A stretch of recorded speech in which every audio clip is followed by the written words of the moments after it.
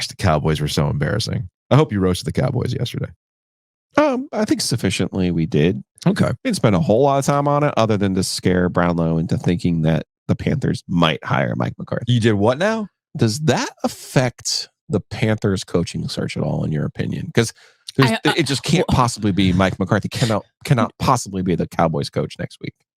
I mean, he should have never been their coach to begin with. I don't Fair. understand why everyone. I'm like, I'm sorry. Am I insane? Am I the only person that's watched him coach football games? Why would you hire him on purpose, especially to coach in big, important games for you, and then be surprised that this is the way it ended?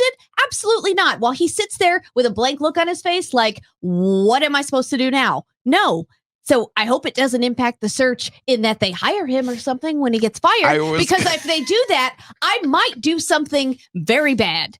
Like my anger will be on an unprecedented level. I will rage quit the Carolina Panthers if they hired Mike McCarthy. I do not think he is a good coach in any way that matters.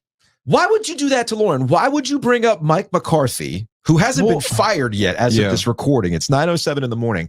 He hasn't been fired yet. I haven't seen the ESPN alert if he's been fired. He's going to get. How do you not fire him after that? I think you probably have to. And it's Jerry Jones, so you have to factor that. So why would you do that to Brownlow? She came in to pinch hit, and you did that? No, not on purpose. It was more of like, hey, there are 7 openings. You have to be realistic about Ben Johnson. Like, he probably has better options, particularly if the Lions end up winning another round, which, they get Tampa now. Yeah. Like, at their place. Like, that's totally in play that we're going to see the Detroit Lions and my man Dan Campbell in the NFC Championship game. Yeah. Props, like total props. But no, I was like, I could see how this search is going to work out for the Panthers. Okay, hot young assistant, has better options. Mm-hmm. Jim Harbaugh, the big white whale.